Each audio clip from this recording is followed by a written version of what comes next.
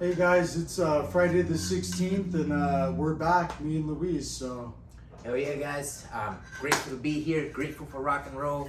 Grateful for heavy weights. And grateful for you guys.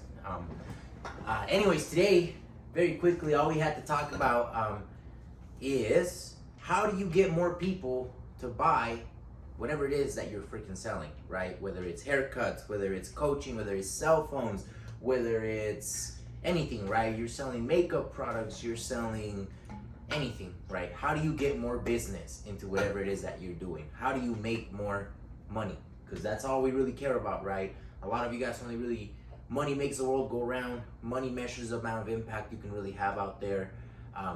It is not the root of all evil. It's up to how you use it. But let's get real. We all want a little bit more of it in our pockets, right? So how do you get more customers that in turn turn into more money? So let's talk about that today, Thomas. yeah, getting more customers, that's a tricky situation. It's retaining more customers is going to be based off of what you've done to earn those customers, in the sense of, I'm a barber, how good are the haircuts that I'm doing, what are the tools that I'm buying, what type of work are you putting in. Again, guys, it goes into the work you put into it is what you'll receive. So that's a big part of it.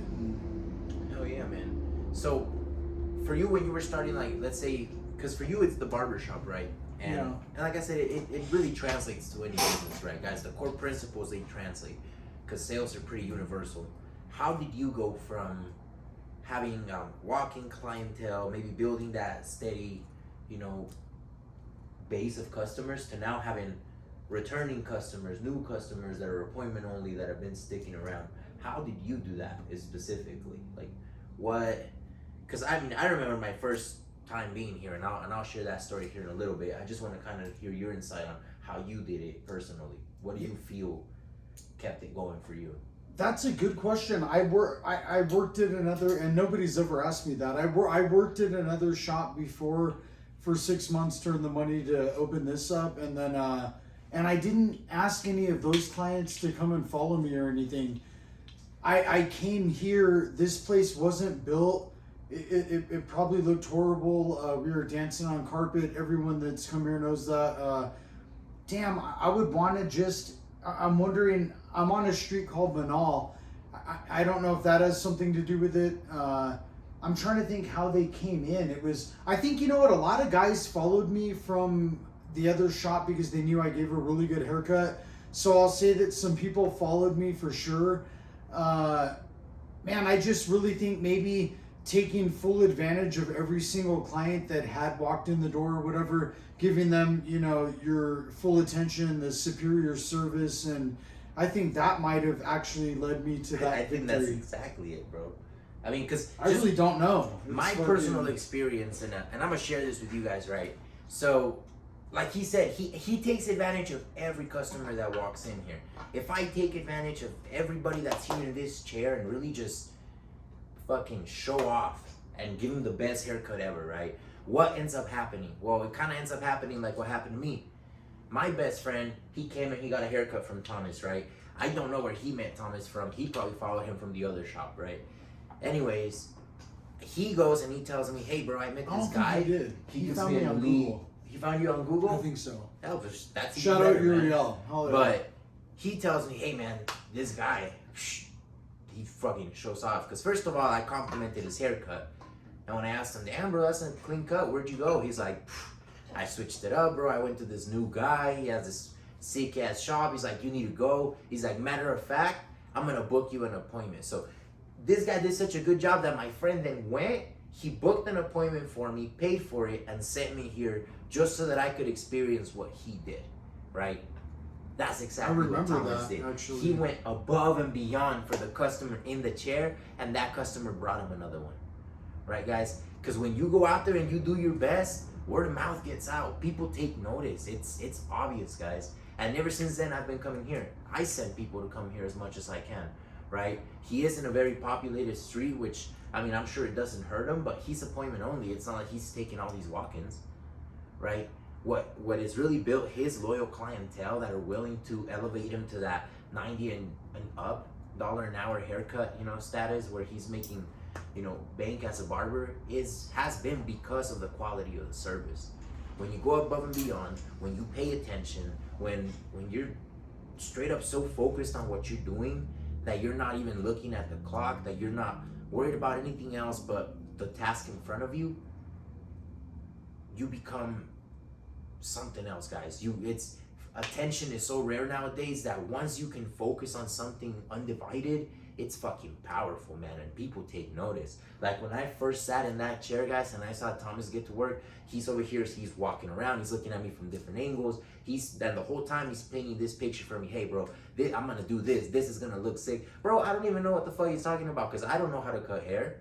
I'm just sitting here getting excited because he's telling me exactly what I want to hear. And look, my hair has grown out exactly the way I want it to grow out, right? So when you take the time to service your customers, even though they're not gonna come back, like maybe I'm not getting a haircut every fucking month, right? Or every 2 weeks, like some of you guys, but he took care of me anyways.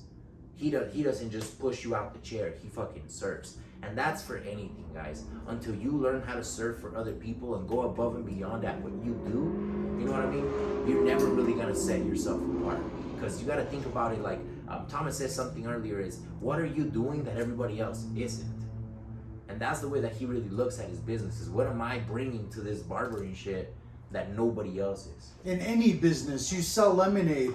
I want you to tap dance on the lemons until they squeeze into juice and fine juice, the best of the lemons in the land, and all of that shit. And even like, you know, from down to the shears that I use, I mean, you know, all the different stuff that I have, it's, you know, it isn't necessarily for me. Look, guys, I'm bald. I don't have hair. So it's not like I get to use these $1,000 shears on me. They're used on him, but... And then he goes and he shows me the best hair products too, and then he goes like, "Oh man, I fucking love this. I use this shampoo every day." Just I do not have no hair. And my man has no hair. Like he just stands by everything that he does, guys. It's like you go out there and you serve, and you fucking stand by what you do. You know that shit will set you apart like crazy. Your attention, your focus is your most valuable asset. As a man, as a person, as a woman, as anything, your attention is everything. Because where focus goes, energy flows, guys. Whatever you focus on, you will get. As a man thinketh, he does become. If you think greatness, you become great, right? And that goes down to the service you're providing. Is it great, right? The time you're spending with your loved ones, are you making it the best? Are you there? Are you present, right? Everything that we're doing, guys, it's the business is you. You are a business, right? The way you operate, the way you move, the way you serve, you are a business. If you adopt that mentality in everything you do, it's impossible not to elevate your life. It's literally impossible. I can prove it to you, and I can play a game, and I can say, hey, pick a career, and I'm like, okay, babysitter. Well, what is it you're doing to do the best? Do you have the best environment? Do you know, are you the best of the best? What is it that separates you from everyone else? Like, if making money is your goal, like in your industry, then what is it that you're doing to make that money? So, I mean, you know, just pretend a babysitter that babysits, you know, some kids or whatever charges $25 an hour, but there's another babysitter that has cameras in her house, posted everywhere. She gives posted everywhere in the section that the kids will be, the kitchen, the play area, whatever it is, and the parents have a code to sign on and view their kids. She went a step beyond. So therefore, she makes a little bit more. She's put more work and effort in. So it's exactly. What are you doing that other people aren't doing, right?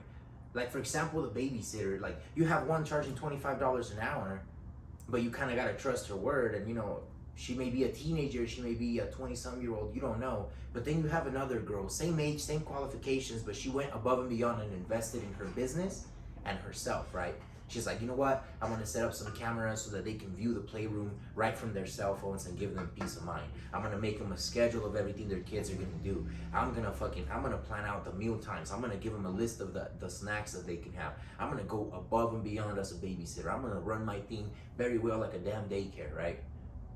Now you're in the league where you can name your price because quality names its price, guys. And then you bring your touch to the table.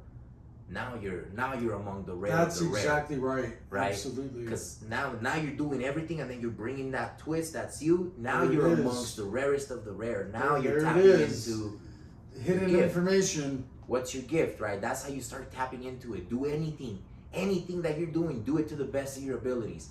Add your twist on it, master it. You'll start tapping into your gift, believe me. Because even if that's not your gift, like Pastor T.D. Jake says, maybe it's not the thing, but it's the thing that leads you to the thing. Eventually you will get there. Do your best at everything it is that you do, and you will get somewhere. You won't end up somewhere, you'll get somewhere, right?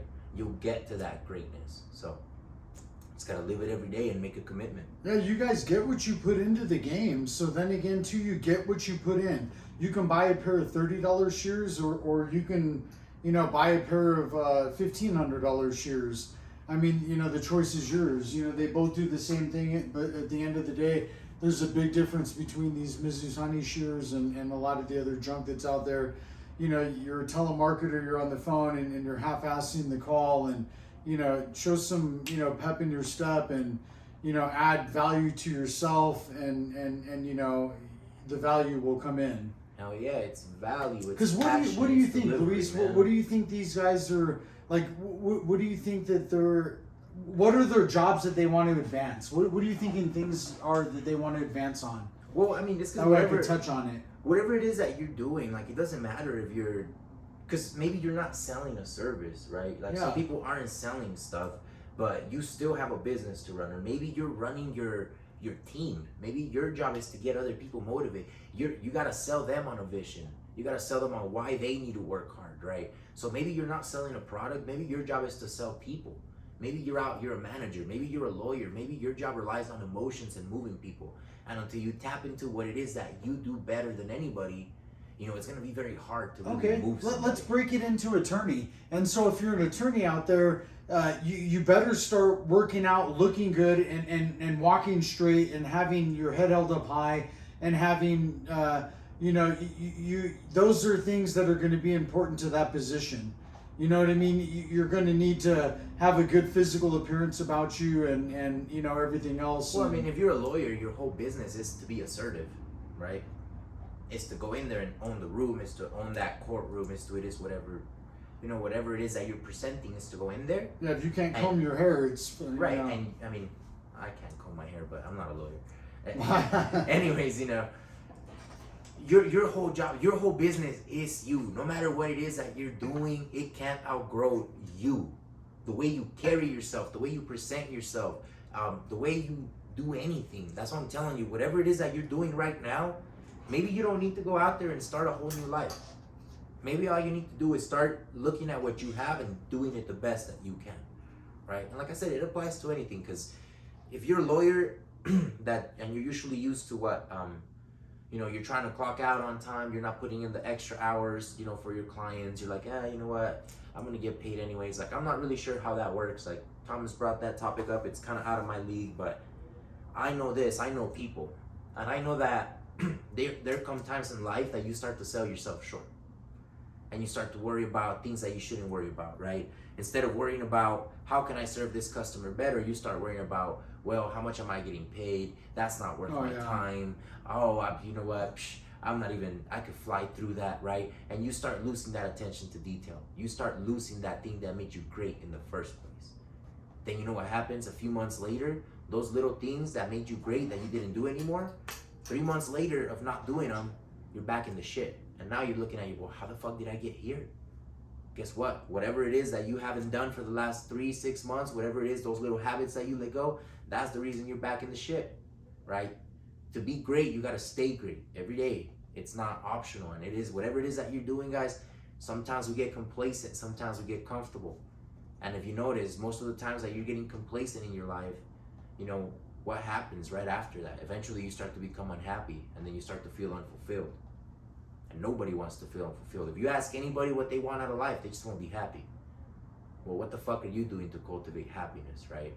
And that's what I know most people are slacking on, is they're not taking that time to become their best selves. Therefore, their business is suffering. Therefore, their ability to serve and impact is suffering. Therefore, their wallets are suffering, right? You need to change the way you look at yourself. You need to take some time to look in the mirror and start loving that guy, you know, liking that person that you are by becoming your best self, right? And that's the truth, man. Like, for example, me, I mean, I used to be out of shape, believe it or not, you know, with these guns. No, I'm just kidding. I used to be out of shape, guys, and I did not like it. And people tell me, because even now when I talk about it, is no, I don't want to be fat anymore. I linked being fat to rejection. I felt if I get fat again, no one's gonna fucking love me, right? Do you really think I'm ever gonna let myself get out of shape? No, right? What you don't hate, you'll eventually tolerate. So you guys, some of you just need to take a look at yourselves and realize, hey, you know, this complacency, these things that I'm not doing, I need to get tired of them. I need to get sick of them. I need to link enough pain to this shit so that I don't want to do it again, right? That's what I really know about. I mean, that applies to whatever business that you're doing. You know, really the business is you. You become a better you, you're gonna become a better salesman, a better teacher, a better doctor, a better lawyer, because you're a better fucking person. And it's our job to be a better fucking person, you know? It's that no matter what you believe in, love is the fucking ultimate religion, right? Love one another. So go out there and fucking do it. Yeah, guys, it's Friday. We wanted to, you know, link up and start getting with you guys more. We see that you're on the Mind and Bodybuilding channel. That's good.